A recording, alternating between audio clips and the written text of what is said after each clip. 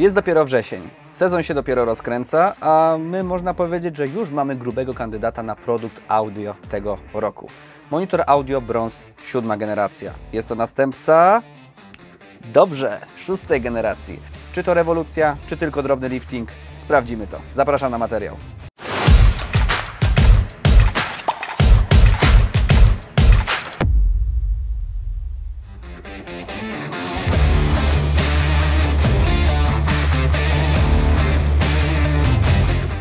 Zmiana generacji serii w świecie audio to zazwyczaj tylko drobne usprawnienia, małe, minimalne wręcz różnice, natomiast niestety często obarczone są one dużo większymi różnicami w cenie. Patrząc na Bronz 300 7. generacji i porównując jego cenę wejściową do ceny wejściowej Bronz 500 6. generacji, no to okazuje się, że nowszy model jest o 500 zł tańszy.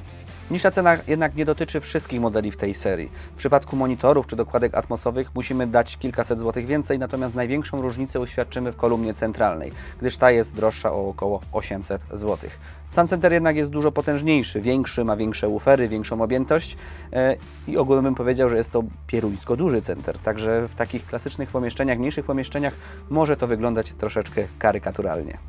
A skoro już przy rozmiarach jesteśmy, to warto mieć na uwadze, iż w ogóle w całej tej serii został zastosowany wyłącznie jeden rozmiar woofera. Jest to woofer 6,5 calowy i z pewnością takie uproszczenie wpłynęło pozytywnie na koszty produkcji oraz wpłynęło pozytywnie na możliwość dopracowania tego przetwornika.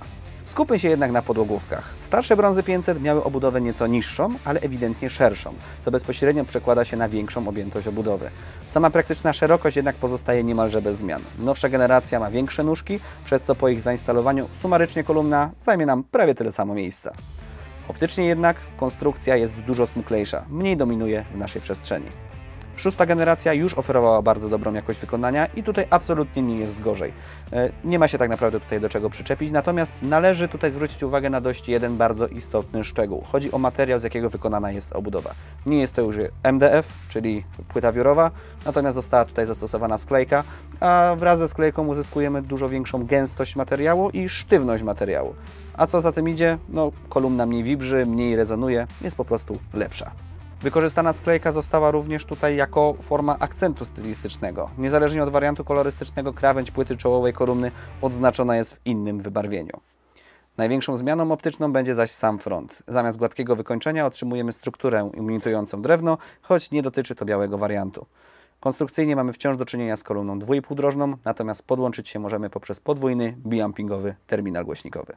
A Wam, która kolumna optycznie podoba się bardziej? Stary Bronz 500 czy też nowszy Bronz 300? Daj znać w komentarzu.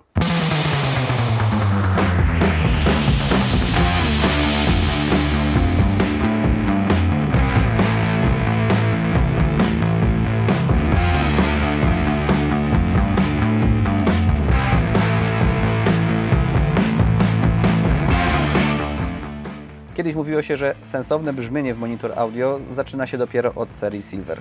Czy nowe brązy są w stanie odczarować ten stereotyp? Aby się tego dowiedzieć, musimy przede wszystkim kolumn posłuchać, a po odsłuchu wnioski są następujące.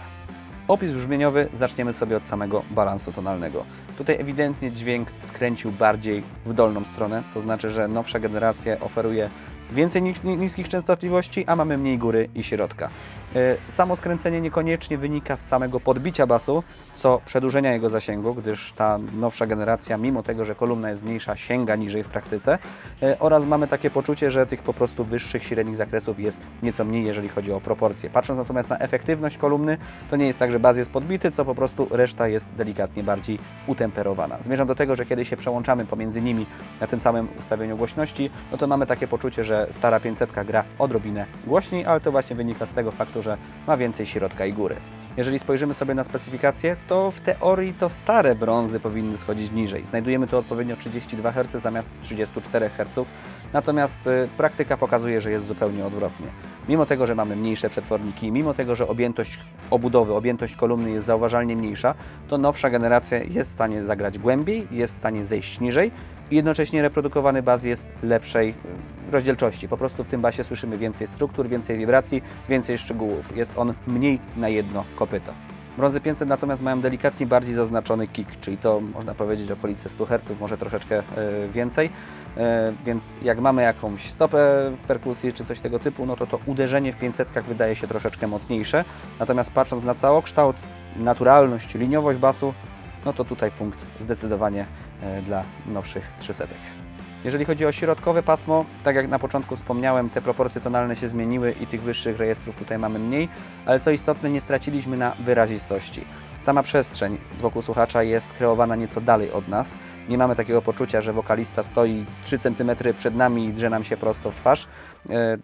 Mamy więcej oddechu. Ta przestrzeń jest skonstruowana w ten sposób, że bardziej musimy po te wszystkie instrumenty sięgnąć, po te wszystkie ścieżki bardziej musimy się przysłuchać. Nie mamy tego poczucia, że wszystko się dzieje przy naszej głowie. Ogółem też sprawia to taki charakter, że ten wokal, te średnie tony są mniej natarczywe, są trochę bardziej też zmiękczone w stosunku do starszej edycji.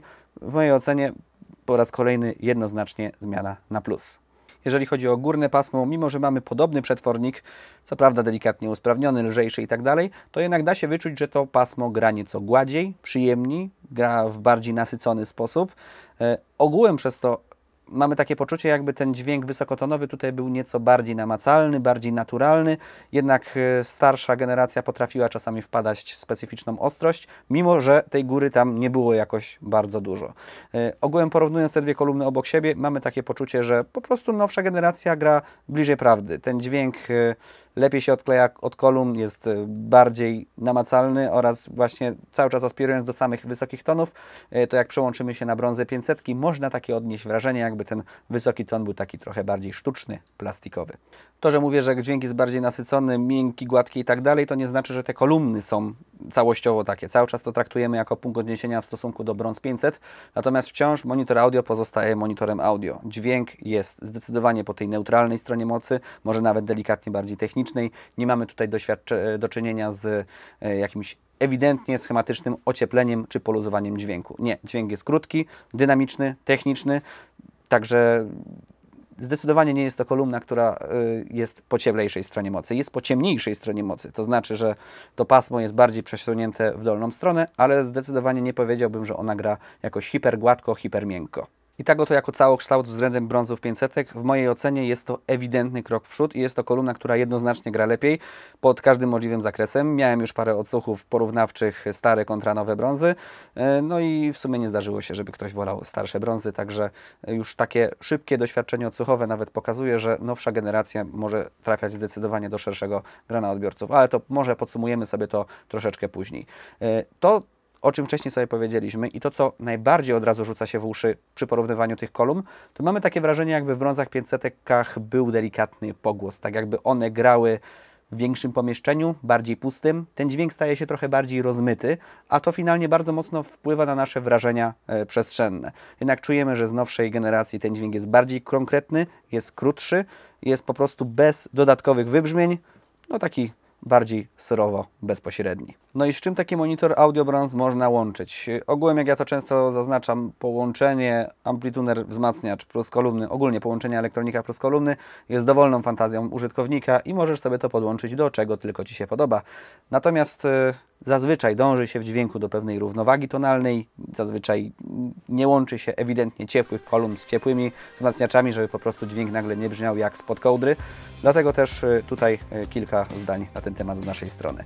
Biorąc pod uwagę to, że brązy 300 to kolumny za około piątkę z hakiem za parę, no to podejrzewam, że raczej większość użytkowników mniej więcej w tym budżecie będzie się poruszać od strony doboru optymalnego wzmacniacza. Jeżeli chcesz troszeczkę taniej, jeżeli chcesz to połączyć z jakimś kombajnem, wszystko w jednym, z amplitunerem, no to popularna Yamaha RN800A czy też Onkyo TX8470 wstydu nie będzie, zagra to jak najbardziej poprawnie, natomiast musisz mieć świadomość, że potencjał tych brązów stoi zauważalnie wyżej. I tak oto testowałem to ze wzmacniaczem Audiolab 8300A, który ogółem w budżecie w okolicach 5000 zł jest jedną z moich ulubionych propozycji. Materiał znajdziesz sobie tutaj pod linkiem. I dlaczego z tym Audiolabem dobrze się tego słuchało? Chodzi o to, że Audiolab ma właśnie trochę cieplejszy charakter, troszeczkę gładszy charakter, ale mimo wszystko zachowuje dobrą dynamikę, nie jest takim schematycznie ocieplonym misiem, nie jest powolnym piecem. I zdecydowanie te brązy tutaj do tego pasują, dlatego że wyższe rejestry z jednej strony mamy delikatnie wygładzone, także ten surowszy charakter mamy dzięki temu nieco bardziej zmiękczony. no, dostajemy po prostu przyjemniejszy dźwięk, mniej natarczywy, mniej ostry, a z drugiej strony ten Audiolab zachowuje fajną dynamikę i nie zamula nam na basie, także to, że te brązy mają trochę bardziej aktywne to niż niskie pasmo, w tym wypadku nie sprawia, że mamy jedną wielką bułę na basie i nie słychać nic poza tym. Ogółem testowaliśmy to z wieloma wzmacniaczami, ale w takim budżecie do piątki jeszcze znalazł się jako w mojej ocenie godny polecenia Atol IM50, to w sumie chyba najtańszy wzmacniacz z oferty francuskiego producenta i tutaj dźwięk względem Audiolaba na pewno stał się bardziej suchy, nieco chłodniejszy, na pewno mieliśmy więcej góry, więcej basu, środek się wycofał. Ogółem dźwięk nieco przyspieszył, dlatego że Atol jest nieco bardziej dynamicznym piecem niż Audiolab. Jeżeli bym miał wybierać wzmacniacz typowo pod muzykę, jakąś syntetyczną, rozrywkową czy elektroniczną, to Atol prawdopodobnie by tutaj zwyciężył, ale jakbym miał wybierać bardziej wszechstronnie pod uniwersalne zastosowanie, czyli nie zamykałbym się konkretnie na jedno brzmienie, no to jednak ten Audiolab w mojej ocenie tutaj wypada nieco korzystniej.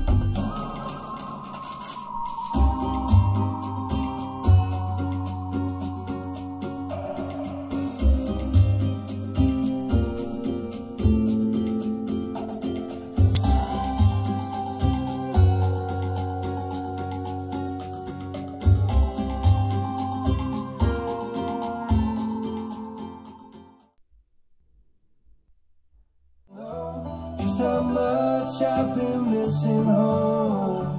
I've been sinking like a stone. Carolina, take me home. Nothing's ever really broken. I won't let you go. 'Cause I'm finding my way right back to you. Yeah, I'll find my way back to you.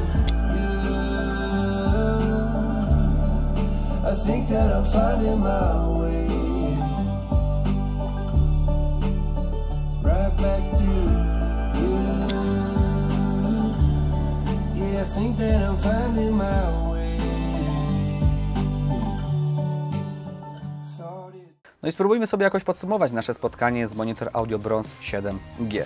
Przyznam, że to nie była seria, na którą jakoś wybitnie czekaliśmy, no bo patrząc na wcześniejsze serie Monitor Audio, no zazwyczaj to były bardzo, no wręcz niuanse, które się różniły pomiędzy seriami. To było na zasadzie, dostajemy optycznie to samo, dźwiękowo dostajemy prawie to samo, także nie tupaliśmy nogami na myśl o nowym brązie, natomiast jak te kolumny się u nas pojawiły, no to faktycznie się okazało, że są po prostu bardzo dobre.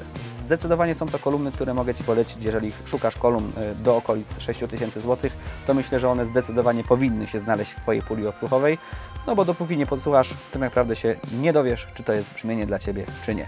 Z uwagi na to, że w tym wypadku mówimy ewidentnie o rewolucji, ewidentnie mówimy o dużo lepszym produkcie niż poprzednik, a do tego mówimy o porównywalnej lub nawet odrobinie niższej cenie, no to tak naprawdę nie można mieć do tego produktu uwag i tak naprawdę myślę, że sam też styl grania, jaki Monitor Audio tutaj poczyniło, sprawi, że będzie w stanie ta kolumna dotrzeć do większego grona odbiorców.